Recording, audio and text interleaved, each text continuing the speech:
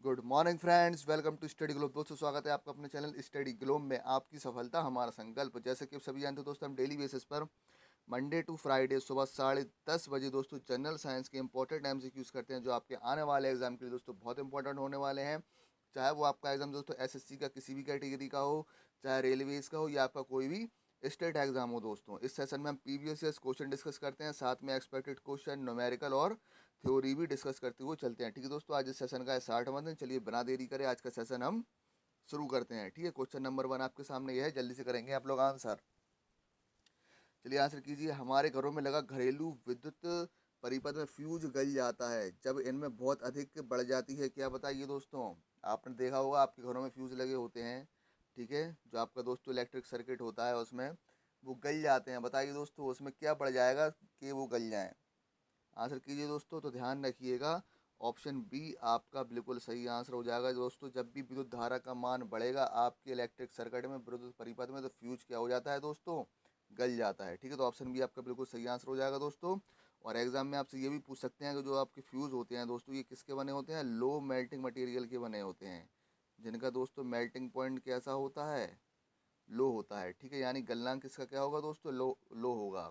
ठीक है, चलिए नेक्स्ट क्वेश्चन पर चलते हैं। क्वेश्चन नंबर 2 पर जल्दी से करिए आंसर। फ्लेमिंग के वाम हस्त नियम किसके साथ संबंधित है। चलिए आंसर करिए दोस्तों। जैसा कि आपको दिखाई दे रहा है दोस्तों, ये लेफ्ट हैंड रूल है फ्लेमिंग का दोस्तों। जो थंब अंगूठा होता है दोस्तों, आपको क्या बताता है, डायरेक्शन ऑफ फोर्स। ठीक है दोस्तों, जो आपकी तर्जनी उंगली होती है, अपर फिंगर होती है दोस्तों, ये क्या बताती है, मैग्नेटिक फील्ड।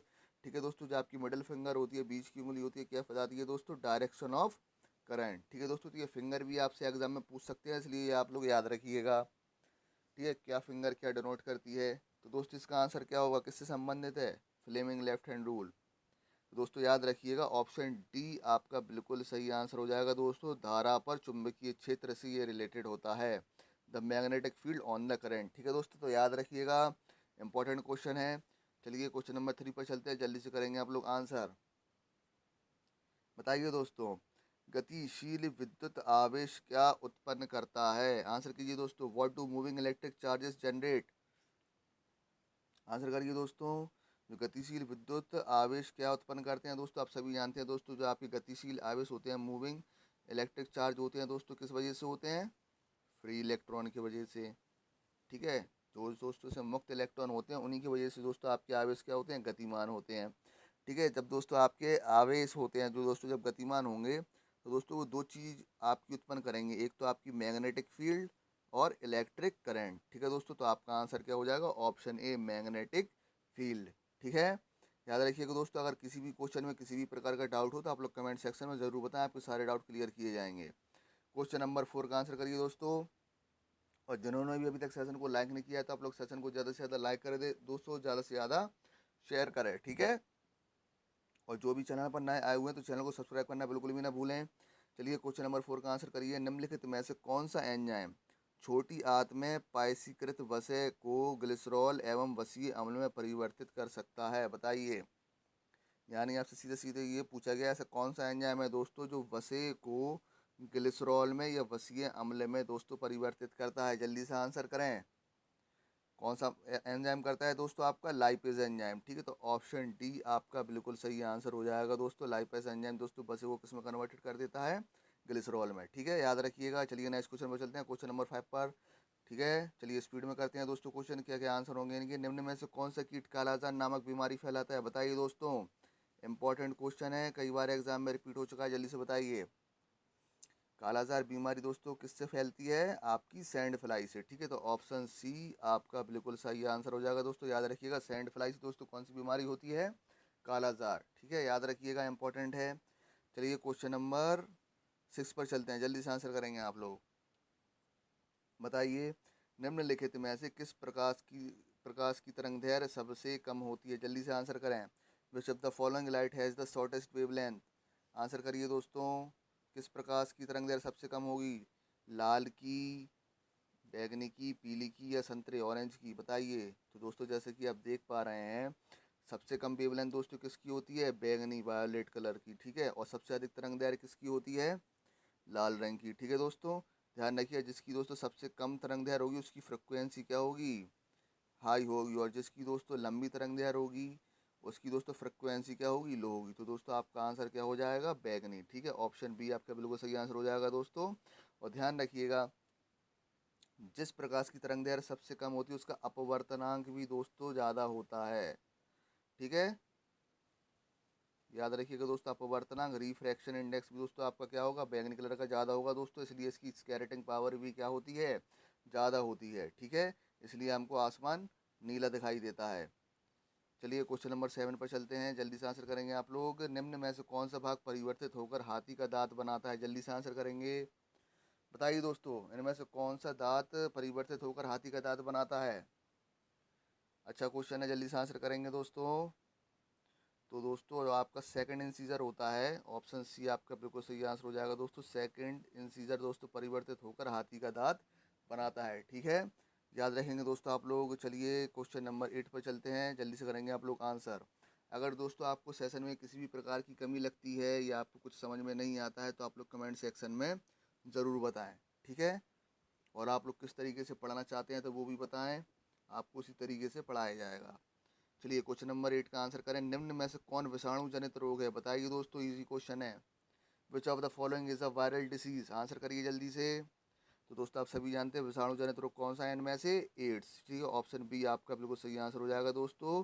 एड्स का फुल फॉर्म क्या होता है, एक्वायरो इम्यूनो डिफिशियंसी सिंड्रोम। ठीक है दोस्तों, याद रखिएगा, इंपॉर्टेंट है। और एग्जाम में आपसे ये भी पूछ सकते हैं कि एड्स दिवस कब बनाया जाता है दोस्तों। तो एक एड्स दिवस कब बनाया जाता है, 1 दिसंबर को। ठीक है, याद रखिएगा, इंपॉर्टेंट है। चलिए क्वेश्चन नंबर 9 जल्दी से करेंगे आप लोग आंसर। सोनोग्राफी में डैश तरंगों का उपयोग किया जाता है, बताइए दोस्तों। सोनोग्राफी में कौन सी तरंगों का उपयोग किया जाता है, आंसर कीजिए जल्दी से।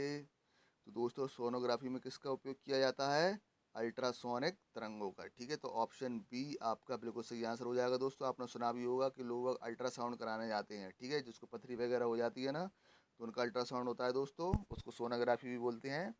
ठीक है, तो उसमें दोस्तों आपकी अल्ट्रासोनिक वेव्स निकलती हैं दोस्तों, जिसकी फ्रिक्वेंसी कितनी होती है, इसकी फ्रिक्वेंसी 20 किलो हर्ट्ज से ऊपर होती है। ये भी आप लोग याद रखेंगे, आपसे एग्जाम में पूछ सकते हैं।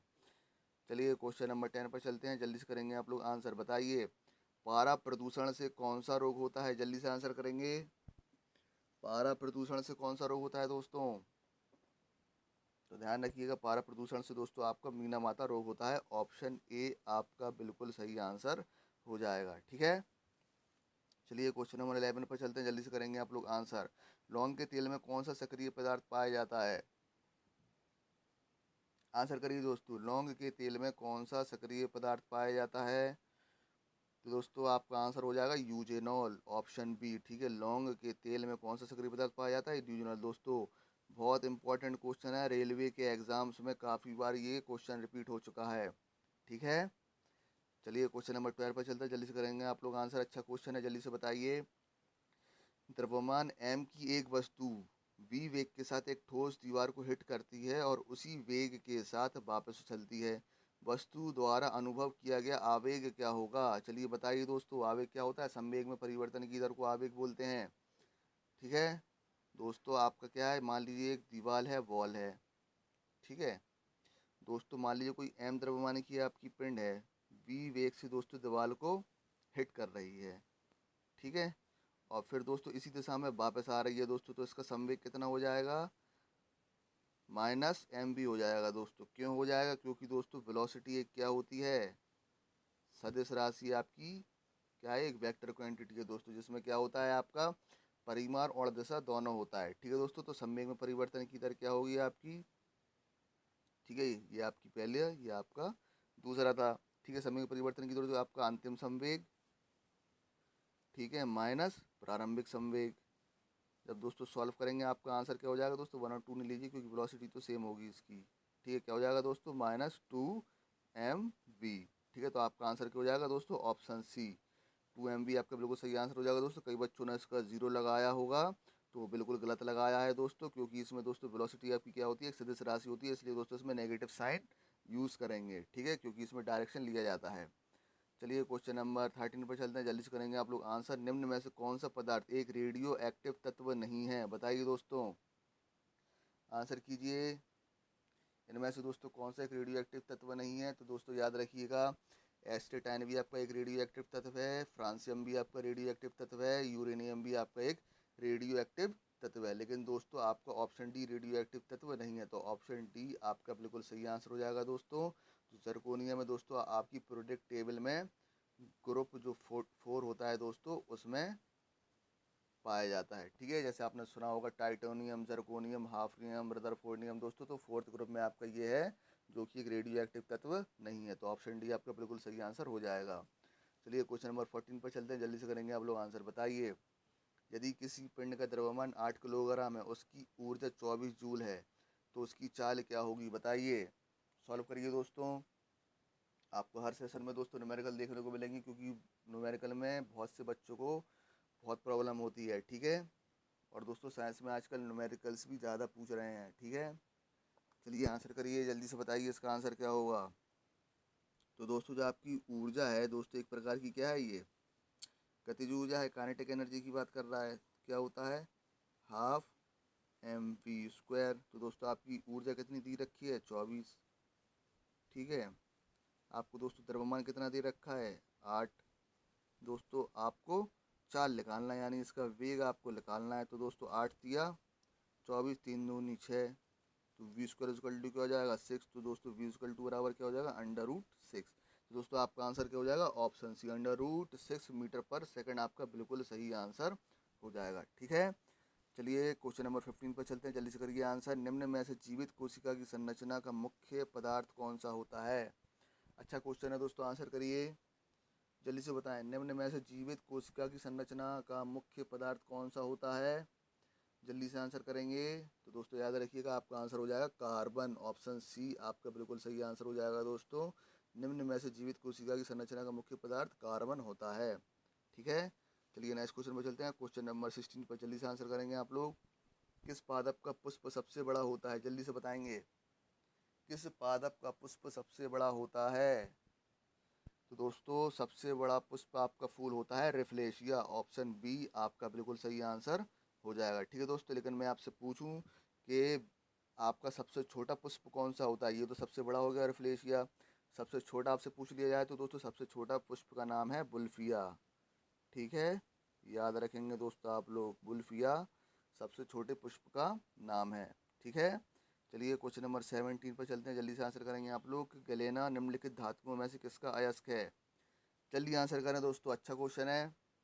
गैलेना निम्नलिखित में से किस धातु का अयस्क है दोस्तों? तो आप सभी जानते हैं टिन का दोस्तों अयस्क क्या होता है? केसिटेराइट। ठीक है, तो ये तो इसका आंसर नहीं होगा। ठीक है, मरकरी का दोस्तों अयस्क क्या होता है? सीनेबार।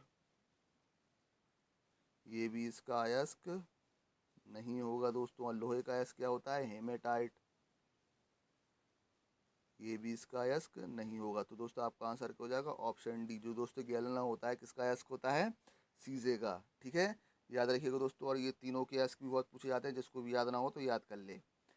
चलिए क्वेश्चन नंबर 18 जल्दी से आंसर करेंगे आप लोग। इस कैविज में शरीर का कौन सा अंग प्रभावित होता है? बताइए दोस्तों, इस कैविज में कौन सा शरीर का अंग प्रभावित होगा? यकृत, त्वचा, आँख या वृक्क? आंसर करिए जल्दी से। दोस्तों याद रखिएगा, इस कैविज में शरीर का आपका त्वचा प्रभावित होती है, स्किन अफेक्ट होती है। ठीक है, तो ऑप्शन बी आपका बिल्कुल सही आंसर हो जाएगा। चलिए क्वेश्चन नंबर 19 पे चलते हैं, जल्दी से करेंगे आप लोग आंसर। बताइए, जब दाब बढ़ाया जाता है तो ध्वनि की गति पर क्या प्रभाव पड़ेगा? बताइए दोस्तों, ये क्वेश्चन मैंने आपको कल भी करवाया था दूसरे फॉर्म में। ठीक है, तो मैंने आपको पूरा समझा दिया था कि दबाव का प्रभाव किस पड़ता है या नहीं पड़ता है ध्वनि की गति पर। ठीक है, तो दोस्तों आपका आंसर क्या हो जाएगा? Option D. तो दोस्तों मैंने आपको कल बताया था पूरा समझा के कि दाब का प्रभाव नहीं पड़ता है ध्वनि की गति पर। अब क्यों नहीं पड़ता है दोस्तों, ये मैं आपको कल बता चुका हूँ। ठीक है, ध्वनि की गति पर दोस्तों प्रभाव पड़ता किस किस का है? एक तो आपका टेम्परेचर, तापमान का। ठीक है दोस्तों, एक आपकी ह्यूमिडिटी का, यानी जो दोस्तों जो आपकी आर्द्रता होती है उसका प्रभाव भी पड़ता है दोस्तों। एक आपका डेंसिटी का, यानी घनत्व का। घनत्व का प्रभाव भी दोस्तों ध्वनि की गति पर पड़ता है। ठीक है, तो आप लोग याद रखिएगा। चलिए आज के लास्ट क्वेश्चन पर चलते हैं, क्वेश्चन नंबर 20 पर दोस्तों। और आप लोग जरूर बताएंगे कमेंट सेक्शन में आपने 20 में से कितने क्वेश्चन अटैम्प्ट किए हैं बिल्कुल सही। ठीक है, मानव किडनी में बने पत्थर में मुख्यतः क्या होता है? जल्दी से बताइए, सिंपल क्वेश्चन है। आंसर करिए दोस्तों। मानव किडनी में बने पत्थर में मुख्यतः क्या होता है?